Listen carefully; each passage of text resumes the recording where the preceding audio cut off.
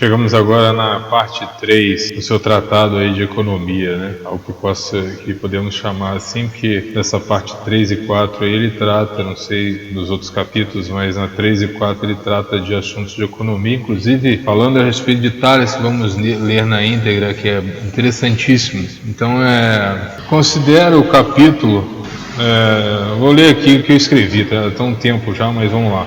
Considera o capítulo de contradição, capítulo do paradoxo, pois confirma exclusões, afirmando buscar por direito, justiça e liberdade.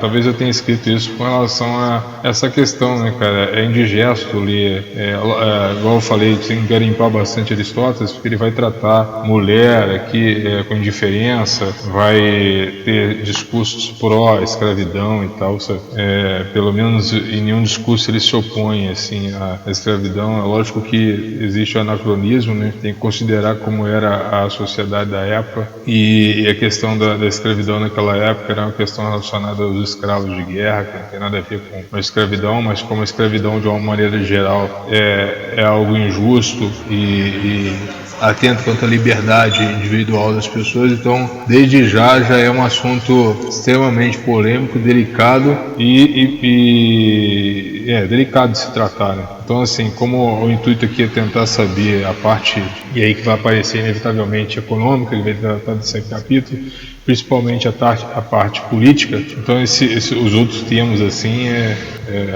deixar para abordar em outra ocasião e tal. Então, por isso que eu coloquei essa parte aqui, né, que era um paradoxo, que ao mesmo tempo, como ele pode falar de justiça e liberdade, se ele exclui dessa liberdade, ele exclui da liberdade os estrangeiros, as mulheres, os escravos. Então, para ele, nesse contexto aqui, só os participantes que aquela sociedade acreditavam serem, digamos assim, próximos da política, né, opinantes, né, então, ou seja, teria que ser cidadãos da cidade, livres e tal, etc. Então, assim, como ele considerava também, junto com os outros, junto com a cultura da época, acredito que em Platão, pelo pouco que eu vi, mas já tem uma atitude totalmente contrária, assim, sabe?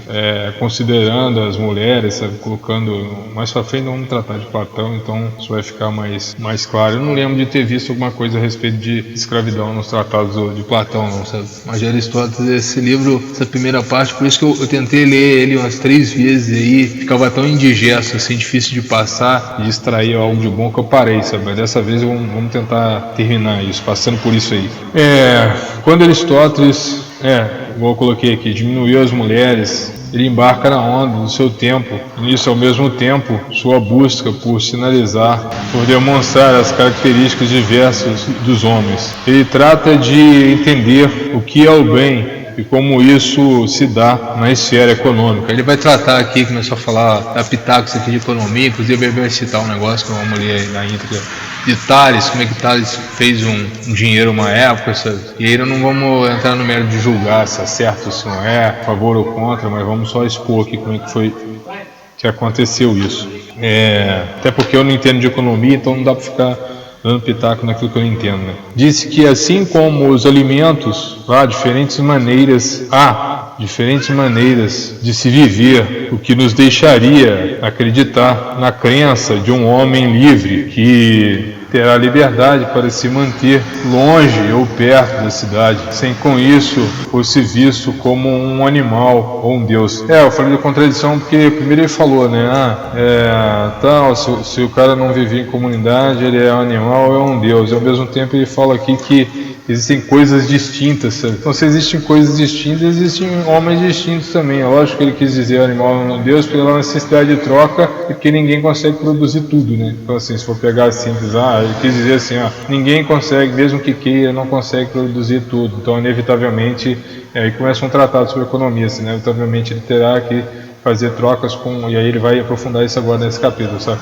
Com outras pessoas, por isso ele depende, né? Então seria um animal ou um deus. Mas é engraçado que ele diz que os animais, eles têm essa diferença e eles vivem segundo as suas diferenças, então ficou meio esquisito, né? Aí eu coloquei aqui uma observação, né? Se o homem vive de várias formas, por que não poderia ser considerado parte cidadão, né? Por que estaria excluído dos assuntos políticos? Para ele, a natureza nada faz em vão. Por isso está ao lado dos filósofos do direito natural, dos que creem que as coisas são como são a partir da natureza, contrariando as pessoas do direito positivo, onde as leis foram criadas para ajustar os homens que se odeiam. E aí a questão dos Hobbes lá, eu tenho a questão também do Montesquieu, que vamos tratar mais pra frente, mas é isso aí. Entre aspas, né? Eu coloquei aqui. Disso se deduz que a arte da guerra é de algum modo um meio natural de conquista, fecha aspas. Para ele a riqueza não é infinita e compõe, ele diz aqui, né, que serve de instrumento, né? Ela serve de instrumento para a família, para a composição de uma família e de um Estado. Mas vamos lá. Esse pensamento destoa do pensador Haddad, que acreditava no poder do caos para que o conflito, de acordo com essas contradições, levasse o homem à derrota econômica, tendo assim que voltar ao estado de vassalagem, estado de dependência do Estado. Então, no livro Em Defesa do Socialismo, Haddad ele cria essa teoria, né, que seria uma torcida pelo caos, né, para aí, a partir do caos, ele poder usar o Estado a favor, assim como o Lula mesmo disse lá, né, que bendita era a peste, né, que tinha aparecido para mostrar a força do Estado. Mesma coisa, sabe? Ele, sem querer, ele acertou. Ele resumiu o livro do Haddad, né, Em Defesa do Socialismo. Então, assim, bendito é o caos que proporciona o socialismo, né? Basicamente isso, a metáfora é essa. Bendito é o caos que produz a oportunidade do uso do socialismo, né? O homem volta ao estado de vassalagem para depender do Estado. É isso que eles querem. Eles conseguem, através disso, uma oportunidade de estabelecer aí o governo único, né? O governo de um líder, né? A economia acontece, agora mudando de assunto, né? A economia acontece quando acontece o jogo de troca. Tudo que não é para si, as coisas que sobram são para o outro, pois nada existe que não possa tornar-se objeto de uma troca. Isso, né, no conceito do Aristóteles. Né? Para Aristóteles, o comunismo existiu enquanto família, quando essa se ampliou. Então, assim, fazendo trazendo para o tempo de Aristóteles, né, que não havia comunismo, né, mas quando ele cita aqui, seria assim: existia uma possibilidade de comunismo, né, de troca justa entre família, né? Então, assim, as famílias miúdas, assim, muito próximas, elas aceitavam essas trocas aí. Mas quando o comércio se ampliou, eu coloquei aqui, aconteceu a necessidade de permutas. E aí, no caso, tomando emprestado aqui o nome moderno, mais próximo nosso, o escambo, né, as trocas. E para sanar essas trocas impossíveis, né, impossíveis de serem contabilizadas assim, ou impossíveis de serem mantidas através de dimensionadas aí, né? Tipo assim, trocar um elefante, quantos alfinetes pagaria um elefante? Então, assim, para acabar com esse tipo de problema, um exemplo, né? As trocas impossíveis de medir, o que forçou o uso de moedas. Já naquela época ele já se dedicava a tentar entender. Ele colocou assim, sabe, as trocas impossíveis de medir, o que forçou o uso de moedas. Abre aspas aqui. Porque os objetos dos quais precisamos, por natureza, nem sempre são fáceis de medir, né, ou de fácil transporte, fecha aspas. Imagino que se pensássemos no contratempo do transporte, o produto teria que valer mais, é um comentário meu, sabe, mais do que o preço justo para compensar outros gastos, como o do próprio transporte. Aí aqui imaginando a questão disso daí, né, você faz uma troca justa, mas aí será que é tão justa assim? São coisas que você coloca no bolso e consegue transportar. Tem coisas que você tem que gastar o dinheiro ali, parte da mercadoria, para negociar um outro tipo de transporte. Como é que agora foi calculado produto por produto, agora aí produto por serviços. Como é que seria calculado isso, sabe? Tipo assim, tá ajudando a fazer minha casa e eu não tenho moeda, mas eu sei fazer, sei lá, alfinete. Então, alfinete é coisa moderna, né? Sei lá, eu sou um marceneiro. O que eu posso pagar por você me ajudar, por você construir minha casa, sei lá, eu te pago em cadeiras, quantas cadeiras, eu mobilio a sua casa, como é que seria? Então assim, o dinheiro veio para facilitar esse tipo de pensamento de troca, né? Não estou falando só de mim não, o Aristóteles está tratando desse assunto nesse capítulo 3 aqui. Se tiver dúvida, é só verificar o capítulo. Então tem isso aí. Aristóteles acreditava no livre comércio e diz que, aí abre aspas aqui, nada existe que não possa tornar-se objeto de uma troca, fecha aspas. Aí nós entramos aqui no capítulo 4 para emendar o 3 e o 4, que deu pouco material aqui e já estamos no final já. Final desses dois capítulos, claro, né, que depois vamos partir para a parte 2. Na verdade, esses capítulos compõem a parte 1, aí tem os capítulos que compõem a parte 2, daí por diante. Então, assim, o livro é extenso, diferente de outros livros. Esse daí pode ser que vamos demorar um pouquinho para terminar, que tem quase 300 páginas o livro. No 4 aqui, aqueles que não obtêm meios de produção são os indivíduos que usam de sua força mecânica como meio de realizar certos trabalhos para através disso obter determinado lucro, né? Eu comentei lá, então, mas aí, fora isso, tem essa questão aí que eu disse há pouco tempo aí, que é a questão, como é que vai fazer para medir os serviços prestados? Sem a moeda, teria que pagar com o próprio produto, ou com outro serviço prestado, ou com algum produto. Então, quando esse serviço prestado é de acordo com o produto, então, por exemplo, se eu vou pagar para o cara fazer um transporte para mim, e não tenho moeda, vou pagar com o quê? Com parte da produção? Pode ser, mas se ele não aceitar, então assim, é muito mais fácil aceitar moedas que seriam assim, joias raras, né, naquela época, né? Em outras épocas usava-se até conchas e tal, tudo que fosse raro, assim, artefato raro, assim, para compensar aquele esforço, seja laboral, seja mental. Então, assim, como é que eu pago alguém para também me dar aulas e tal? Como é que eu posso mencionar quantos alfinetes valem uma aula de matemática, sei lá? Então, assim, a moeda ela veio para facilitar a conta que dá para fazer. Lógico que os economistas entendem muito mais isso, mas tentando aqui entender o pensamento de Aristóteles. Para ele, a finalidade da filosofia não está no enriquecimento.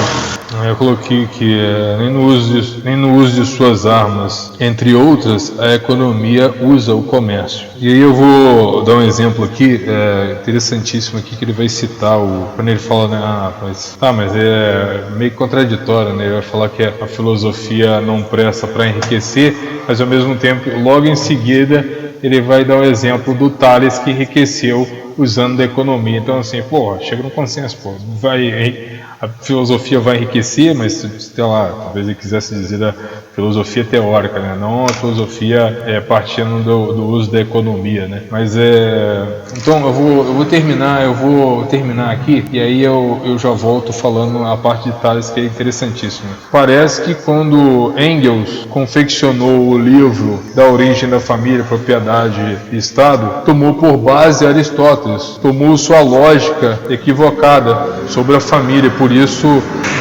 caiu em erro, né? Foda, como escrever em garrancho, nem entendo minha própria escrita. Não, mas eu escrevi isso porque é o seguinte, como eu já falei, citei esse assunto aí, né, de contra as mulheres, pró-escravidão, não sei o que, seguindo essa lógica, teria algum sentido o livro da origem da família, mas não dá para tomar o conceito de família do Aristóteles como um conceito geral de família, sabe? Então, tipo assim, usando a mulher como instrumento de multiplicação, né, de fecundidade, de prole, mulher como objeto para proliferação da espécie, né? Assim, isso que deu a entender que Aristóteles era esse tipo de gente, tinha esse tipo de pensamento, sabe?